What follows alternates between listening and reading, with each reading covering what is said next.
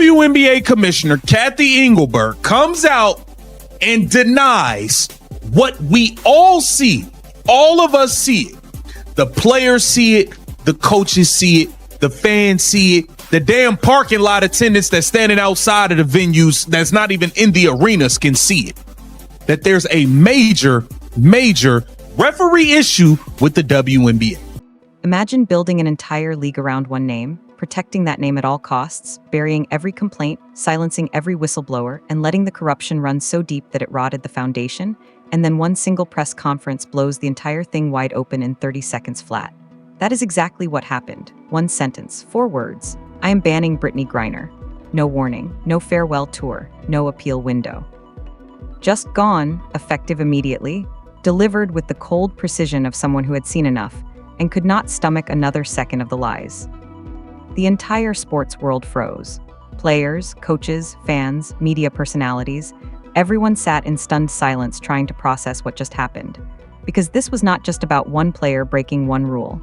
This was the moment years of hidden manipulation, buried complaints, secret tapes, and deliberate cover-ups finally became impossible to ignore. And the woman whose fingerprints are all over this mess? She is still sitting in her commissioner's chair like nothing happened. Here is what the league does not want you to know. Here is what the tapes actually captured. Here is what Caitlin Clark's testimony revealed behind closed doors. And here is exactly why the person who should have stopped all of this years ago chose money over integrity every single time. So before we go any further, drop a comment right now. Did you think the WNBA had a corruption problem before this ban dropped, or did this catch you completely off guard? Because the answer might surprise you. And trust me, by the time we reach the end of this video, you will never look at this league the same way again. Now, we know WNBA Commissioner Kathy Engelberg pretty much is not a fan favorite. She's been quiet in most parts. She's looked upon as being a fraud. And quite frankly, people was asking for her to step down, bro. Nobody saw it coming, not like this. There had been whispers, sure. There had been rumors floating around locker rooms and sports media circles for months. But when NBA Commissioner Adam Silver walked into that press conference with the kind of energy that tells you something historic is about to happen, even the most skeptical people in that room felt the air shift. He was not there to issue a fine. He was not there to hand out a 2-game suspension or slap a player on the wrist with a public apology requirement. He was there to end a career. Accordingly, effective immediately, I am banning Brittney Griner from the WNBA. That was it, clean, direct, and absolutely devastating. No preamble, no lengthy explanation of the investigation timeline, no carefully worded diplomatic language designed to soften the blow. Silver delivered it like a verdict that had already been deliberated 1,000 times over, and he meant every single syllable. The room went completely silent for a beat that felt like it lasted an eternity before the chaos erupted. Social media broke instantly. Sports networks cut into their regular programming. Former players started calling into radio shows and podcasts within minutes, stunned and scrambling for context. Fans who had watched Griner dominate the WNBA for nearly a decade could not reconcile the image of the athletic powerhouse they had cheered for with the figure now being publicly removed from the sport she had defined for so long. Because here is the thing about Brittney Griner that made this moment so seismic. She was not just a player. She was the player, Olympic gold medalist, perennial all-star, the first woman to regularly throw down dunks in professional play. She was everything the WNBA had used to market itself through the rough years when ratings were low and arenas were half empty. Her face was on the posters. Her highlights led the reels. Her name carried the weight of an entire organization's identity for years. And Silver erased all of it in one sentence. What stunned people even more than the ban itself was the complete absence of any transitional process. No final game, no press conference from Griner's camp, no tearful acknowledgement from league leadership, just a clean surgical removal. Silver's exact words in the official statement were precise and icy. Actions that threaten the integrity of our game have no place here. He did not elaborate on the specifics publicly. He did not need to. The people inside the league already knew what had been found, and the people on the outside were about to find out. The silence from the WNBA's own front office in the immediate aftermath spoke volumes. Kathy Engelbert, the commissioner of the very league this player had represented for years, released no personal statement, no acknowledgement of the gravity of the moment, no call for unity or transparency. Just an official, sanitized league press release that said as little as humanly possible. And that silence, that was the first crack in the dam. Because when a commissioner goes completely quiet after the most significant disciplinary action in her league's history, people start asking why. They start wondering what she knew. They start connecting dots that were always there, just waiting for someone to draw the lines between them. The ban was the headline, but the real story was everything buried underneath it. Accordingly, effective immediately, I am banning. The ban did not happen overnight. That much became clear almost immediately once the details started leaking out. What Silver announced in that press conference was the final chapter of something that had been building quietly and deliberately for months behind closed doors, away from cameras, away from league press releases, and far away from the public eye that Griner had performed in for so long. It started with complaints, not one or two isolated grievances that could be brushed off as sour grapes from losing teams or frustrated players. A flood of them. Players filed them. Coaches raised them formally. Members of the media with access to league insiders started flagging patterns they could not ignore. The volume became impossible to dismiss, and eventually it landed on the right desk. Silver ordered a comprehensive investigation, the kind that does not get announced with a press release and does not get leaked to sports reporters in real time. It was conducted quietly, methodically, and with the kind of serious institutional weight that tells everyone involved this is not a PR exercise. This is a real reckoning. What the investigators found was not a single incident or a momentary lapse in judgment. It was a system, a deliberate, sustained pattern of manipulation that had been operating in the shadows of the WNBA for years. Games were not just slightly influenced by the kind of favoritism that exists at some level in every professional sport. They were actively manufactured. Outcomes were shaped.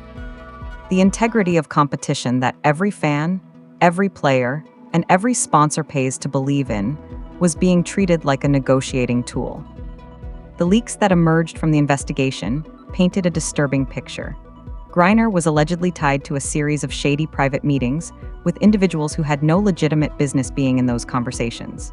Sources with direct knowledge of the probe described secret talks with referees, quiet pressure applied at critical moments during playoff races, and a pattern of favorable whistles that defied statistical probability when examined over multiple seasons. A top source close to the investigation claimed that Griner and her circle had obtained access to information that players simply should not have: confidential scouting files, referee assignment schedules, internal league communications that were never meant to leave league offices. The implication was clear and deeply troubling. Someone with authority inside the league structure had either given that access willingly or had been manipulated into providing it through connections that ran deeper than anyone publicly acknowledged. The financial angle made the entire picture even darker. The WNBA had been fighting for mainstream relevance for years, and Griner was the shield they held up during every difficult stretch. She packed arenas. She brought in major sponsorship dollars. She was the name that gave the league credibility when it desperately needed it. That kind of financial leverage does not just buy loyalty, it buys silence. It buys patience from people who should have acted years earlier and chose, instead, to wait and hope the problem managed itself. It did not manage itself, it grew. And the longer the league waited, the deeper the roots went. By the time Silver's investigation was fully underway, the corruption had spread far enough to implicate not just Griner, but the people around her, the officials she allegedly pressured, and the executives who should have been the first line of defense against exactly this kind of rot. The investigation did not just expose one player. It exposed an ecosystem. And at the center of that ecosystem sat a name that kept appearing in report after report, complaint after complaint, and internal memo after internal memo. Kathy Engelbert. Before the ban, before the tapes, before the investigations and the leaked documents, and the shockwaves that tore through the entire sports world, there was a version of Brittney Griner that the WNBA desperately wanted you to believe in. And honestly, for a long time it worked. She arrived in the league as a genuine phenomenon, not the kind of carefully manufactured hype that sports marketing departments conjure up around promising rookies, but the real thing. A 6'9" force of nature who played the game on a completely different physical level than almost everyone she shared the court with. She swatted shots that other players would have given up on. She posted scoring numbers that made coaches on the opposing side visibly frustrated, and she dunked regularly. In a women's professional basketball league, she was doing things that had never been done before by a female player at that level, and the league leaned into it completely. The endorsement deals followed fast. Nike brought her into the fold and positioned her as one of their global faces for women's basketball. She ran youth development camps. She represented the country internationally and won gold. She was the WNBA's most visible symbol of growth and possibility during a stretch of years when the league was quietly struggling to build its audience and justify its place in the broader American sports conversation. The league needed her to be untouchable, and so they treated her that way. But underneath the highlight reels and the carefully staged press conference smiles, the cracks were forming early. Stories began to surface among people close to the league. Locker room confrontations that went beyond the normal competitive friction between elite athletes. Shouting matches with referees that crossed professional lines. Repeated violations of team protocols that would have triggered immediate consequences for virtually any other player in the league. Each time, the incidents were managed quietly. Minimized, buried before they could generate the kind of public conversation that would complicate the league's carefully constructed narrative. Why? Because every time the WNBA looked at the financial math, the answer was the same.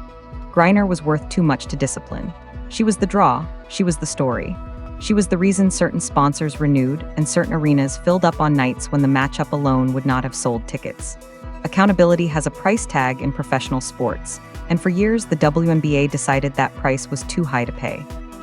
The behavior escalated precisely because it was never corrected. When you spend years telling someone through your actions that they operate above the rules, they eventually stop questioning whether they do. The locker room incidents became more frequent. The referee confrontations grew more aggressive. The rumors about fixed outcomes and manufactured advantages stopped being the kind of whispers only insiders heard and started becoming the kind of open conversation that journalists and fans were having publicly. By the time audio tapes existed, by the time text message logs had been compiled, by the time witness statements were being gathered by investigators, the situation had gone so far past the point of quiet management that the league had no choice but to face it. But the league did not face it. Silver did. And that distinction matters enormously. Because if the WNBA's own leadership had been doing its job, Silver would never have needed to step in.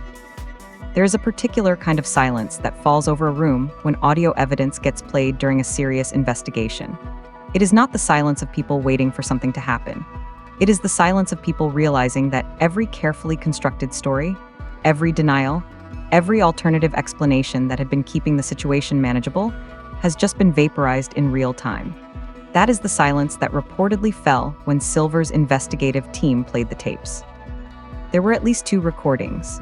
That detail alone sent shockwaves through the league because it meant this was not a single moment of poor judgment caught on a hot microphone by accident. 2 separate recordings suggested a pattern, a habit, a level of comfort with the behavior that only develops when someone has been doing something long enough to stop worrying about whether they might get caught. The first recording allegedly captured a private locker room meeting. The specifics of what was discussed in that meeting, who else was present, and exactly what was said have not been fully detailed in public reporting. But sources familiar with the investigation described it as deeply unsettling, even for experienced league officials who had heard plenty of difficult things over the years. The tone, the language, and the specificity of what was being discussed made clear that what was happening in that room was not a casual conversation. The second tape was the one that truly broke everything open. Recorded in a hallway outside the arena following a game, it captured Griner in a direct confrontation with a referee. Not the kind of animated post-game frustration that players occasionally express and that officials are trained to brush off. This was targeted, deliberate, and specific. Griner allegedly demanded to know why certain calls were not being made in her team's favor, pushed for adjustments that would affect the competitive flow of future games, and referenced specific opposing players she wanted officials to monitor more aggressively. This was not trash talk. This was not competitive venting. This was a player attempting to directly influence the officiating of professional basketball games, and she was doing it with the kind of confidence that suggested she did not believe serious consequences would follow. When investigators presented the audio to Silver, sources say he listened to it completely without interruption and then moved immediately. There was no lengthy deliberation after that point. The recordings had already done what hundreds of complaints and internal reports had failed to do. They made denial structurally impossible. Not just for Griner, but for everyone who had been around long enough to know that the behavior on those tapes did not emerge from nowhere. Griner's legal team attempted to contest the authenticity and context of the recordings in the days following the ban. It did not gain traction. The investigators had done their work thoroughly, and Silver had not acted on these tapes alone. They were the final piece of a comprehensive evidentiary picture that had been assembled over months of serious institutional work. The fallout from the recordings was immediate and far-reaching. Several officials who had been named in the investigation were suspended pending further review. High-level league executives whose names appeared in related documents were quietly transitioned out of their roles. The tapes had not just confirmed what Griner had done, they had exposed how many people around her had known, had remained silent, and had allowed the pattern to continue. And the most consequential silence of all? It came from the top floor of WNBA headquarters, where Kathy Engelbert had reportedly known about complaints regarding Griner's conduct with officials for over 2 years before Silver ever had to pick up the phone. 2 years? That number is not speculation or dramatic framing, designed to make a complicated situation feel simpler than it is. According to multiple sources with direct knowledge of the internal investigation, Kathy Engelbert had been receiving complaints about Brittney Griner's conduct for at least 2 years before Adam Silver stepped in and forced the issue into the open. 2 years of warnings, 2 years of red flags, and 2 years of institutional silence that allowed the problem to metastasize into the full-scale scandal that eventually made headlines around the world. The complaints did not come from anonymous sources posting on social media or rival fans trying to stir drama. They came from inside the league. Players went directly to the WNBA's league headquarters to raise concerns. Not vague discomfort or competitive frustration, but specific, detailed accounts of what they had personally witnessed and experienced. Anonymous staff members within the organization filed reports describing irregular patterns and suspicious interactions that did not align with normal league operations. Internal compliance teams, the people whose entire professional function is to identify and escalate exactly these kinds of issues, flagged the concerns in official documentation. Every formal channel that exists within a professional sports organization to prevent this kind of corruption from taking root was activated, and nothing happened. Reports from individuals familiar with the league's internal processes describe a pattern of deliberate redirection. Complaints that should have triggered immediate investigation were instead routed through procedural dead ends. Committees that lacked authority, review processes that required sign-off from people who never provided it, and documentation requests that effectively buried concerns in administrative purgatory. Sources claim this was not accidental bureaucratic inefficiency. It was engineered. Motive, according to multiple accounts, was disturbingly straightforward. Engelbert had staked her professional legacy on growing the WNBA's commercial footprint, and Griner was the single most valuable marketing asset the league possessed. Every sponsorship negotiation, every television rights conversation, every pitch to potential corporate partners leaned on Griner's name and profile as evidence that the league had genuine star power. Exposing Griner would not just remove a player. It would undermine the entire commercial argument Engelbert had been making to the outside world. So she chose protection over accountability, brand value over institutional integrity, the short-term security of keeping her most marketable player on the court over the long-term health of the league she was supposed to be safeguarding. That gamble collapsed spectacularly when Silver took the matter out of her hands entirely. His decision to run the disciplinary process through the NBA's infrastructure rather than through the WNBA's own commissioner office was not a procedural technicality. It was a declaration. It told everyone paying attention that the NBA had concluded its partner organization could not be trusted to handle the situation honestly. That kind of institutional override does not happen between established professional sports leagues unless the loss of confidence is total and irreversible. Now, with Griner gone and the investigation's findings becoming increasingly public, Engelbert cannot retreat behind the safe language of ongoing processes and league protocol. Her name appears in the reports. Her decisions and her deliberate non-decisions are documented.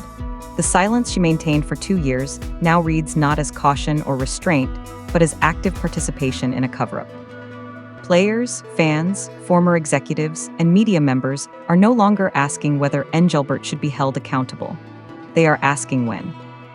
At some point in every serious institutional reckoning, the people who actually have to live with the consequences of the corruption stop waiting for the system to fix itself and decide to speak directly.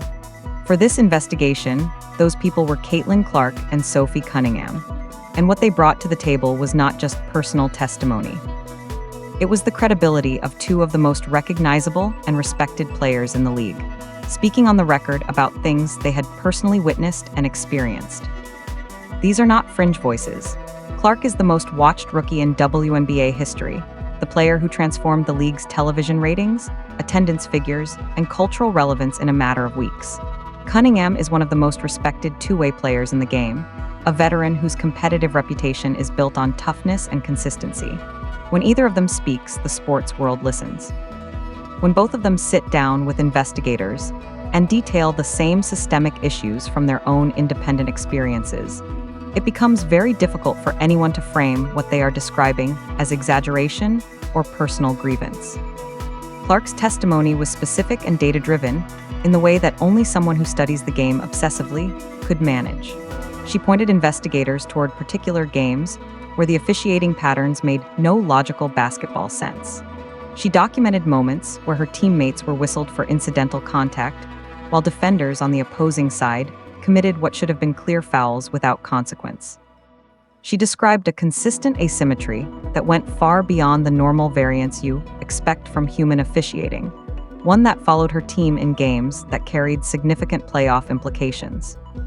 Cunningham's account was more visceral but equally damning. She described the experience of competing directly against Griner as feeling fundamentally different from other opponents, not because of Griner's physical gifts or competitive intensity, but because of the way the game around her seemed to flow in directions that defied normal basketball logic. Momentum shifts that benefited Griner's team appeared at moments that felt less like genuine competitive turns and more like structural advantages being quietly applied. Cunningham told investigators it felt like trying to run uphill while someone kept tilting the floor further against you. Then, the investigators played the audio recording. Hearing Griner's voice on that tape, calm and direct and utterly comfortable while pressuring a referee in a private hallway, was a different kind of confirmation than any statistical analysis or pattern documentation could provide. According to sources present during the testimony session, Clark sat completely still while the audio played. When it ended, she reportedly said quietly, "This was happening the entire time." 3 words, 3 sentences, really, but they carried the weight of an entire season of competitive frustration, suddenly making complete sense. Without Clark and Cunningham choosing to participate fully in the investigation, rather than deflecting behind general statements about focusing on basketball, Silver might never have assembled the complete picture he needed to act decisively. Their testimonies connected individual incidents into a coherent narrative of sustained manipulation. They provided the human dimension that turned documented patterns into undeniable reality. The sports world responded by calling them heroes, but stepping into that spotlight carried a cost that neither player should have ever been asked to pay. Just when the scandal seemed like it had reached the outer boundary of what it could possibly contain, a new dimension emerged that made everything that came before it feel like prologue. Quiet for years at the very edges of women's basketball conversation, a set of allegations about Griner's biological eligibility resurfaced in the wake of the ban, and this time, they were accompanied by something far more substantial than anonymous social media speculation. Documents obtained during the course of the broader investigation allegedly include private internal communications, memoranda exchanged between senior league officials, and files of a medical nature that touched directly on eligibility questions the league had previously refused to engage with publicly. The specifics of what those documents contain have not been fully verified through independent reporting, and it is critical to be clear that the allegations surrounding them represent contested and deeply sensitive claims that deserve careful framing rather than sensationalized presentation. What sources close to the investigation are saying, however, is this: The question of Griner's eligibility under the WNBA's own competitive framework was apparently not a new one inside league headquarters. Rumors and related concerns had reportedly been raised through internal channels on previous occasions.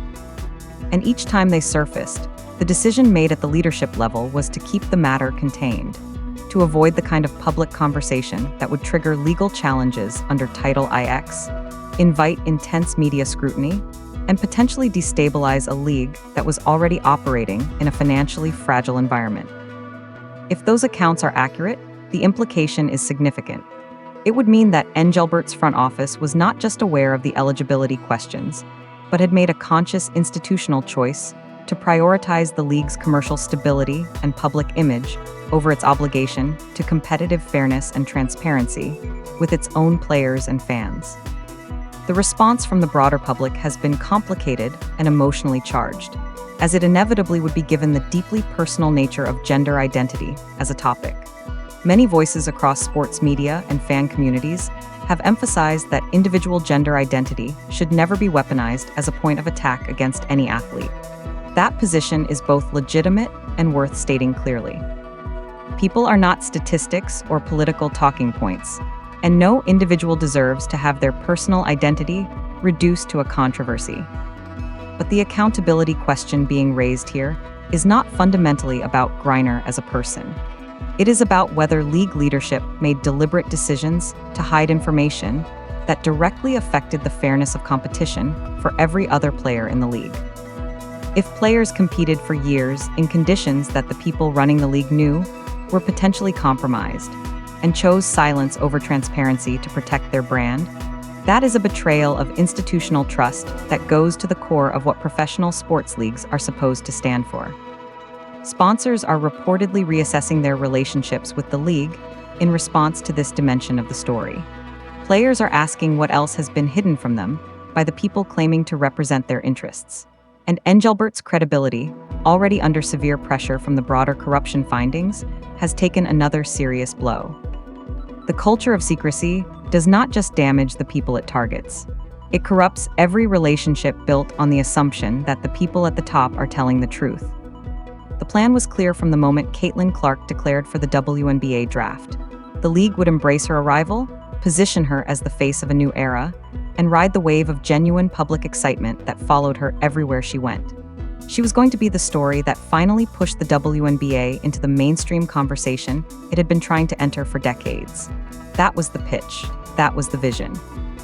What actually happened was something much uglier and much more revealing about the people running the organization that was supposed to benefit most from her presence.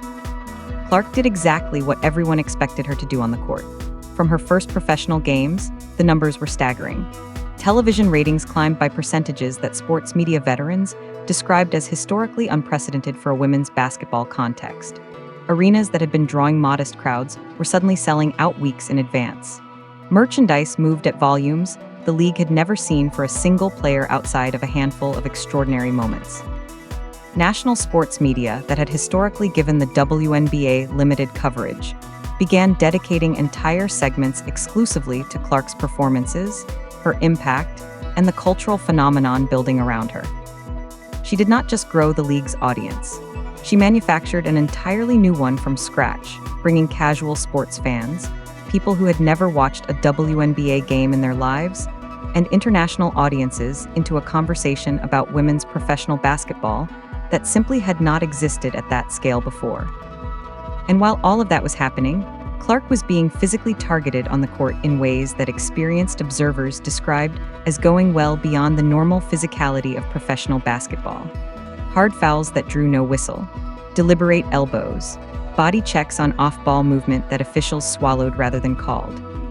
The pattern was visible enough that fans, media members, and former players were publicly commenting on it within the first weeks of the season, not as a partisan argument in Clark's favor, but as a genuine question about whether the officiating standard being applied to her matched what any other player in the league would have received. The league stayed completely silent. No statement addressing the officiating concerns. No acknowledgement that the pattern being publicly discussed even existed. Nothing. The silence from Engelbert's office was so complete and so conspicuous that it started to feel less like disorganization and more like a deliberate choice. Insiders who spoke to reporters described an environment within league leadership where Clark's unprecedented commercial impact was acknowledged privately, but treated as almost inconvenient. A disruption to a narrative and power structure that had been carefully cultivated around different names and different legacies. Then the official league article dropped. In a piece titled "To Celebrate the WNBA's Growth and Success," Clark's name appeared exactly twice. Both mentions were generic, folded into broader references to multiple rookies, with no specific acknowledgement of her historic ratings numbers, her record-breaking merchandise sales, or the attendance transformation her presence had produced. The credit for the league's growth was distributed elsewhere, to organizational initiatives, to existing veterans, and, in a passage that became instantly infamous across sports media, to the WNBA's own mobile application. Software updates. That was the explanation for a renaissance that a 23-year-old had almost entirely driven through pure talent, charisma, and relentless performance. It was not an oversight. When you know the numbers and choose not to mention the person responsible for them, that is a decision. The WNBA's marketing team understood, at least in theory, that rivalries drive engagement. Two compelling personalities competing against each other generates media coverage, social conversation, casual fan curiosity, and the kind of appointment viewing that leagues spend enormous amounts of money trying to create artificially. The Clark and Angel Reese dynamic had genuine elements of real competitive friction between them, particularly after their college championship matchup had dominated sports headlines. So the league decided to build on it. What they did not account for was the market's complete unwillingness to treat the two players as equals once the season actually began. The All-Star Weekend in Chicago was supposed to be a showcase moment for the rivalry narrative. Reese is Chicago's player, her hometown territory, her crowd. The promotional framing leaned into exactly that dynamic, but the fans did not read from the script the league had written. Clark's presence at the weekend events generated a response that observers at the scene described as genuinely startling. Thousands of people moved toward her with the kind of spontaneous energy you cannot purchase or arrange. She stood for hours, signing autographs, taking photos, engaging with fans who had traveled across state lines specifically because of her. There were no staged events around that interaction, no coordinated promotional setup, just an athlete and a crowd that was completely taken over by genuine excitement.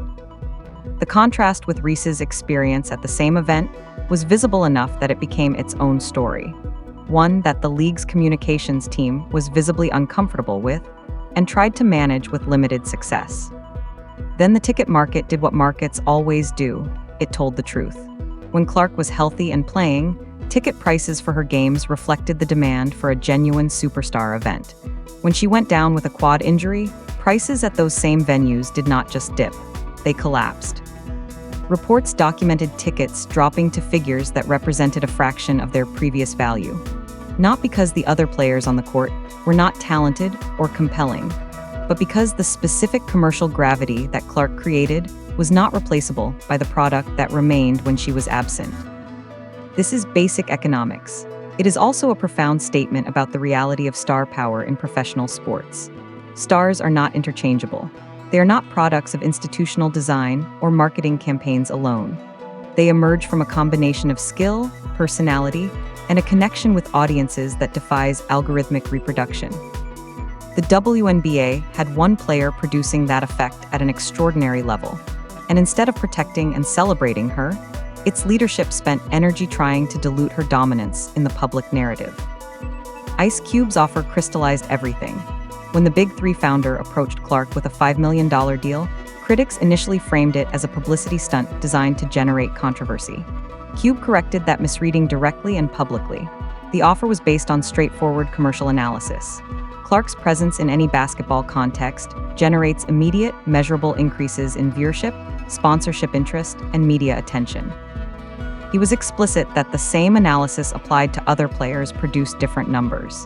The market had spoken, clearly and repeatedly, and Engelbert was the only significant figure in the conversation, still pretending not to hear it. The people who run legs do not get to choose their stars. The audience does, and the audience had made its choice with unmistakable clarity. Here is where everything lands. Griner is gone. Silver made sure of that with a decisiveness that left no room for appeal or spin. The investigation is wrapped, the tapes are out, and the evidence of what was happening behind closed doors is now a matter of public record that no amount of careful public relations work can walk back.